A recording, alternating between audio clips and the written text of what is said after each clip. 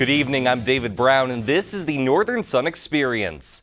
Once again, NSIC Volleyball is the cream of the crop in Division II. Last week's national coaches poll featured 7 NSIC teams in the top 20, including 6 in the top 10 and the top 4 overall. And with true conference play starting last weekend, we were in store for some great nationally ranked matchups. That started last Thursday in Marshall, Minnesota, with number 4 SMSU hosting number 20 Augustana. Early on, Mustangs showing off some defense. Aisha Oden and Megan Larson team up for the killer block at the net for an early SMSU lead. Back come the Vikings. The long volley eventually ends when Ashley Wilson gets the Mustangs going the wrong way. She had 8 kills on the night. Later on, Mustangs show a little offense. Taylor Reese goes up and goes cross-court for the kill, part of her career-high 27 kills on the night. More Mustang magic here as Larson does a quick tap-over.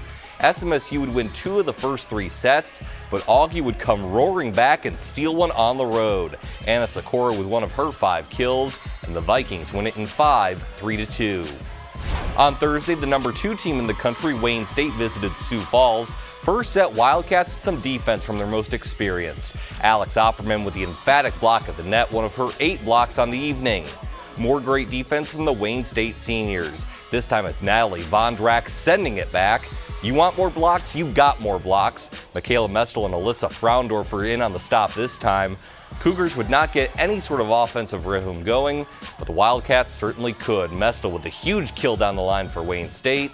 And a little bit later, Mestel's serve can't be corralled by the Cougars. Wayne State tops Sioux Falls in 3 straight. Top 10 matchup on Saturday as number 9 Winona State visited Concordia in St. Paul. First set, long volley between the Golden Bears and Warriors has ended with Emma Lango's cross-court, too hot to handle for Winona State. Later in the set, it's the preseason player of the year, Riley Hansen, going up for the center court kill. Golden Bears take set 1, 25-17. Second set, more dominance from Concordia, only this time on defense as both Lang and Hansen team up for the block at the net. And then at match point, Emma Lang takes care of what she started with another kill. She and Hansen had 10 each for Concordia St. Paul as they top Winona State 3-0. The number 3 team in the nation, Minnesota Duluth, hosted Bemidji State on Saturday. First set, Bulldogs on the verge of closing it out, and they do so emphatically. Taylor Wisbrocker goes cross-court for the kill. UMD wins set 1, 25-7. Second set, Minnesota Duluth once again finishes off Bemidji State with authority. Allison Ollie gets it just inside the lines. Third set, Bulldogs put it away. Emily Torve sets it up for Sarah Kelly going cross-court. UMD with a 3-0 sweep over Bemidji State. Northern State, 10th in last week's poll, visited Minot State on Friday. Minot State actually won the first set 25-21, but after that, the Wolves' defense was great in transition. Off the serve, 2 Northern girls come up for the block at the net. And later in the set, same spot, same result. The Wolves D clamped down after that first frame, allowing only 41 total points over the last 3 sets as the Wolves come back with a 3-1 victory. So after a highly competitive first weekend of conference play, the latest national poll shows more of the same with some minor movement. Although the NSIC doesn't have the top 4 teams anymore, they still retain 4 of the top 5. Concordia St. Paul is still number 1 with all 48 first-place votes, while Minnesota Duluth moves up from 3rd to 2nd. Wayne State falls from 2nd to 4th, while SMSU falls from 4th to 5th. Winona State remains at 9, while Northern State falls from 10th to 11th. But the biggest news is Augustana, propelled by their win at SMSU last week, jumping all the way from 20th to 14th. It's the Vikings' first ranking inside the top 15 since 2008. And with Augie's spot at 14, the NSIC now has 7 of the top 14 teams in the country. Truly remarkable. When we come back, we switch gears to football to see if the Bemidji State Beavers can continue building toward a 3-0 record. The Northern Sun Experience on Midcoast Sports Network is presented by Sanford Orthopedics and Sports Medicine and Dakota Land Honda.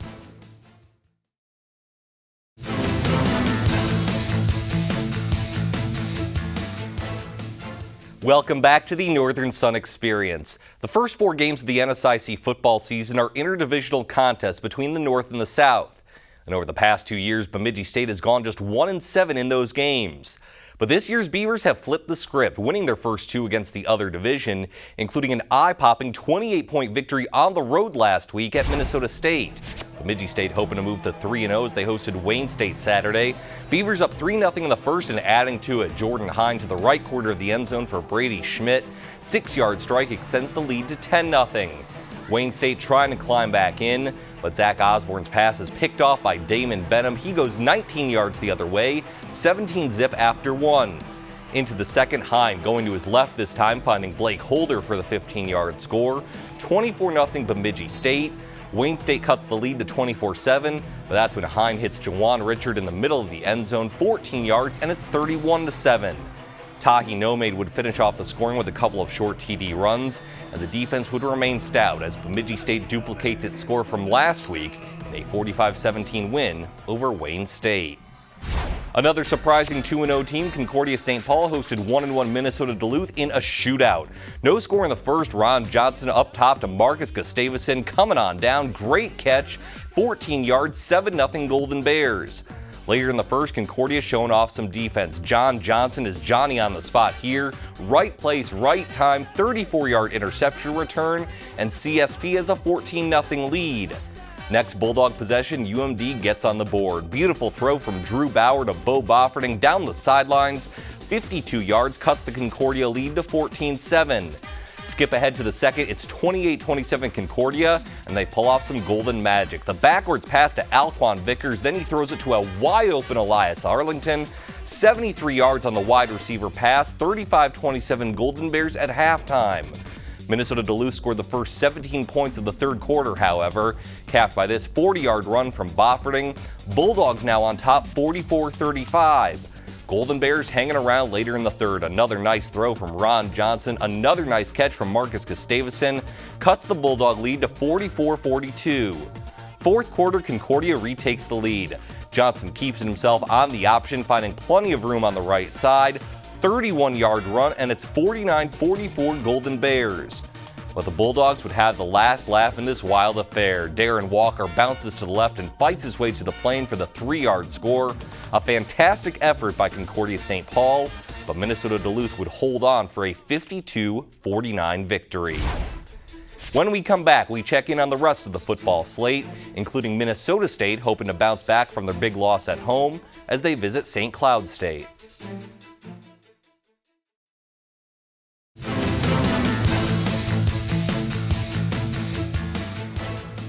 Welcome back to the Northern Sun Experience. Minnesota State got a huge wake-up call last week. As we mentioned earlier, the perennial NSIC favorite and number 6 team in the national coaches poll got blown out at home 45-17 by Bemidji State. It was the Mavs' worst home loss since 2003. Minnesota State hoping to regain its mojo on the road at St. Cloud State, but the Huskies came out firing early. First offensive play, and Nate Meyer finds his favorite target, Jamison Parsons' 69-yard pass down to the Maverick 10.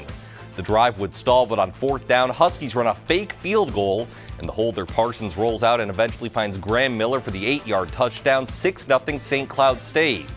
But it would be all Minnesota State after that. On their own fourth and goal, a lot of motion leaves Eric Fuller wide open for the touchdown, 7-6 Mavs. Same score in the second, Nick Piericini back at quarterback for MSU finds Brent Esser on a pretty throw to the left corner, 9-yard strike, and it's 14-6.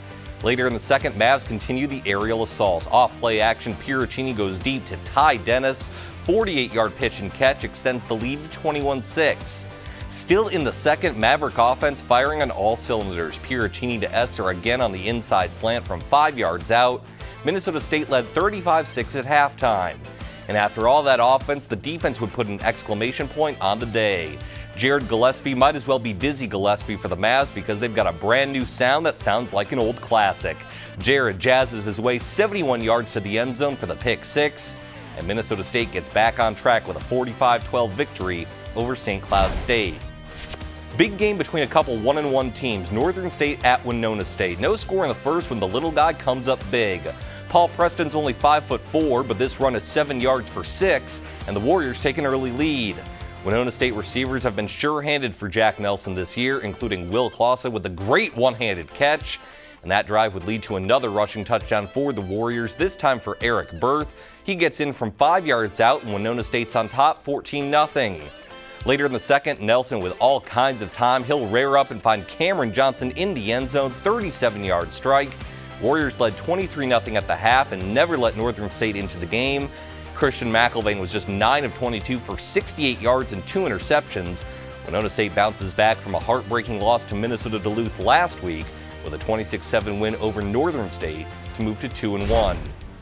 Augustana, coming off a big win at UMary, hosted Minnesota Crookston Saturday. No score in the first. Trey Hyde on the slant to Matt Heller, 3-yard strike, and it's 7-0 Vikings. Later in the first, Hyde will just keep it himself, using his speed and using the space to find the edge. 4-yard run, and the lead doubles to 14-0. Still in the first, Hyde trying to show off more of his passing skills. Didn't need a whole lot with true freshman Jake Welsheimer wide open. 21 yards for a 21-0 lead. Into the second now, Hyde to Heller once again on the slant, only this time Heller has more room to run. 55 yards to the house, 28 zip at that point, and Augustana tops Minnesota Crookston 56-3. Sioux Falls made the long trek north to Minot State this weekend, and on the very first play from scrimmage, Luke Papillion makes the Beavers pay. 72 yards on the read option, nothing but open space in front of him, and 18 seconds in, USF takes a 7-0 lead. Into the second now, still 7-0, but persistence pays off for Minot State. Stopped initially, Jacob Lopez bounces back to the left and dives to the end zone. A lot of effort for 1 yard, but it ties the game at 7. Next Cougars possession, however, they would take the lead for good. Max Mickey walks into the end zone for a 13-7 USF lead. It's 20-7 Cougars when Papillion takes pretty much the exact same path as Mickey for another rushing touchdown. 27-7 at that point. It's 34-7 in the fourth, and watch Papillion use all of his athleticism, weaving inside, outside, around, back, throwing across his body to a wide-open Brady Rose, 24 yards out, and the Cougars top the Beavers 41-14. Southwest Minnesota State hosted the University of Mary Saturday. Marauders had been shut out the first 2 games of the season, but not anymore. Ben Jolliffe keeps it himself, 41-yard run, 7-zip UMary. Ensuing kickoff, hard hit by the Marauders, prized the ball free inside the 15, and Colton Farmer would take it in a few plays later, 14-0 road team after 1. But the Mustangs would gallop back into it. Blake Gimble on the screen to Devontae Beal, who weaves his way in from 12 yards out to cut the lead in half. Later in the second, no, this is not a replay, just the same play. Gimble on the screen, this time to Raphael Lawson-Gale, 14-14 at the break. Second half, Marauders on top 17-14, but not for long. Gimble to Lawson-Gale again, this time from 25 yards away. Mustangs take a 21-17 lead, and they would not relinquish it. Later in the third, Gimble over the middle to Ty Stephenson. Another 12-yard touchdown makes it 28-17 SMSU, and they would roll from there. Mustangs top the Marauders 47-23. Finally, Upper Iowa took on MSU Moorhead Saturday. Off-play action, Demetrius Carr to Damon Gibson. Great grab for the score and an early 6-0 Dragon lead. Back come the Peacocks. Derek Portis with a short touchdown, and Upper Iowa leads 7-6. Dragons take it right back. The screen to Corey Ambrose, and he does the rest. 12 yards. MSUM leads 16-7 at the break. Move to the fourth, lead down to 16-14 when Austin Stone gets in from 1 yard out to extend the Dragon lead to 23-14. Later on, Portis gets his third touchdown for the Peacocks, eluding defenders, cutting the deficit to 23-21. Peacocks have a 25-yard field goal try for the win in the final seconds, but Brady Bushel can't come through, and the Dragons hold on for the 23-21 victory. Taking a look ahead at the Week 4 schedule, and MSU Moorhead will have to do more than hold on if they want to upset Minnesota State. The Dragons and Mavericks square off in Mankato at 1 o'clock on Saturday, along with Concordia St. Paul at Northern State. The rest of the 1 p.m. slate includes St. Cloud State at Wayne State, Winona State at UMary, and Southwest Minnesota State at Minnesota Crookston. The lone 3 o'clock game pits Minot State against Upper Iowa, and then our big games of the weekend take place at 6. First, Augustana visits Minnesota Duluth in a battle of perennial playoff contenders, and then a matchup of undefeateds as 3-0 Bemidji State travels to Sioux Falls to take on the 3-0 Cougars. Of course, USF and Augie play each other in the Key to the City game on October 1st, but they'll both have big challenges in this final weekend of interdivisional play between the North and the South. And the latest national polls reflect how big the eventual matchup between USF and Augie will be. Right now, Sioux Falls is the top NSIC team in the polls, checking it at number 14 in both the AFCA coaches poll as well as the D2Football.com poll. Augustana is just behind them, ranked number 16 in both polls. Minnesota State is 21st in the coaches poll, but 17th in the D2Football.com one. Meanwhile, there are two NSIC teams ranked in one poll, but not the other. Bemidji State is 22nd in the AFCA poll, while not among the top 25 in the online poll. Meanwhile, Minnesota Duluth is 21st in the D2Football.com poll, but not listed in the coaches poll. When we come back, we continue our season-long celebration of the NSIC's 25th anniversary and go through the first weekend of conference play in soccer.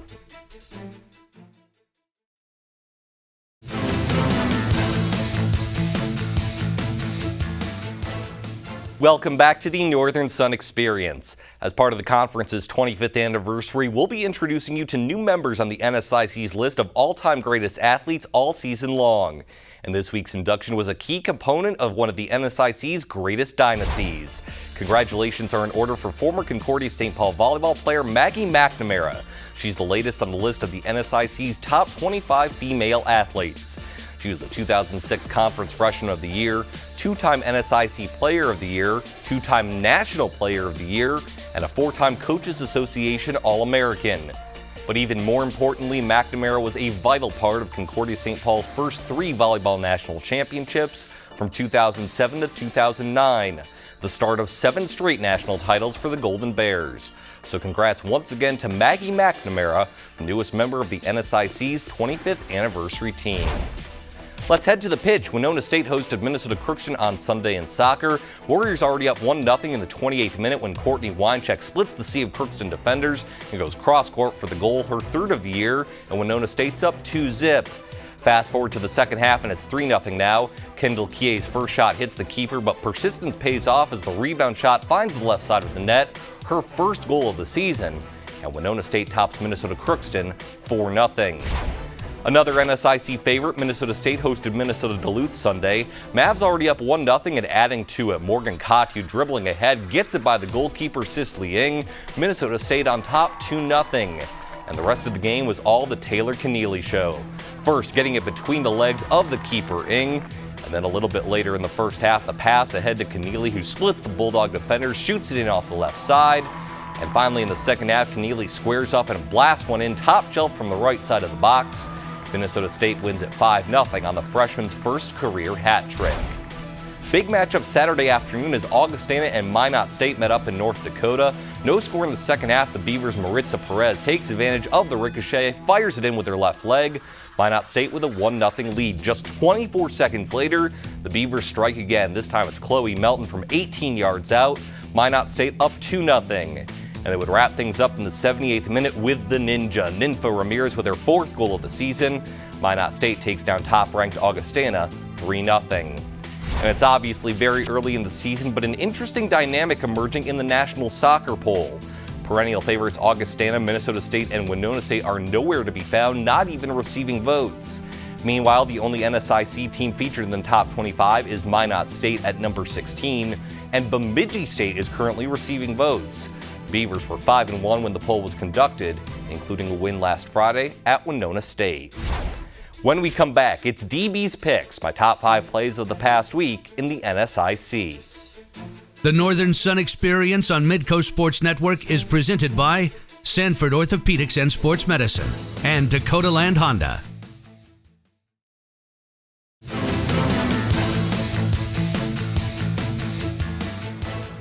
Welcome back to the Northern Sun Experience. Once again, it's time for DB's Picks, my top 5 plays of the past week in the NSIC. At number 5, we head to Minot, where Luke Papillion gets things going in a hurry. On the first play from scrimmage, the Sioux Falls quarterback finds some room off the right side and a clear path for a 72-yard touchdown. Watch it again, the read option sucks in the defender Christian Shade, and it's nothing but sunny skies for Papillion after that.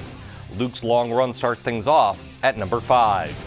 At number 4, guess who? It's Papillion once again, only this time showing off both his arms and his legs. After eluding a variety of Minot defenders, he throws back across his body to Brady Rose for a 24-yard touchdown. Papillion goes inside, outside, around back, keeps the play alive, and it eventually pays off. Everything came up roses for the Cougars, topping the Beavers 41-14, as well as coming up with the first two plays on my top 5 countdown. For number 3, it's a three-sided connection with Concordia St. Paul. Ron Johnson throws the backwards pass to Alquan Vickers, who fires a laser downfield to Elias Arlington for the 73-yard triangle touchdown.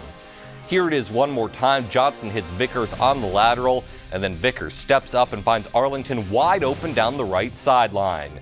This touchdown was spectacular, but the Golden Bears will shine even brighter later in our countdown. At number 2, however, we go to St. Cloud, where the Huskies fool the Mavs. Off the fake field goal, Jamison Parsons rolls to his right and finds Graham Miller in the end zone for the 8-yard touchdown. Parsons has the Mavericks breathing down his neck from the very moment they find out it's a fake, but he stays cool under pressure, using the field to find Miller for the score. Unfortunately for St. Cloud State, that would be one of their few bright spots in a 45-12 loss to Minnesota State, but it's still enough to reach number 2 on my top 5 scoreboard. For number 1, however, we head back to St. Paul, where Concordia St. Paul executes the fake punt to perfection. Watch the spotlighted player, Darius Chaps, takes the snap from the long snapper and goes 39 yards down into the Minnesota Duluth red zone. You'll want to see it again. Zooming in, you can see the long snapper just holds the football, and Chaps takes it right from him and takes advantage of a beautifully designed play. That drive would end with a Golden Bears touchdown. And while Concordia St. Paul would end up losing a 52-49 shootout to Minnesota Duluth, they take home 2 of the top 5 plays of the week, including the number 1 play. Once again, a thank you to all of our NSIC member schools for their time, video, and contributions to this week's show. We'll be back right here next week for yet another Northern Sun Experience.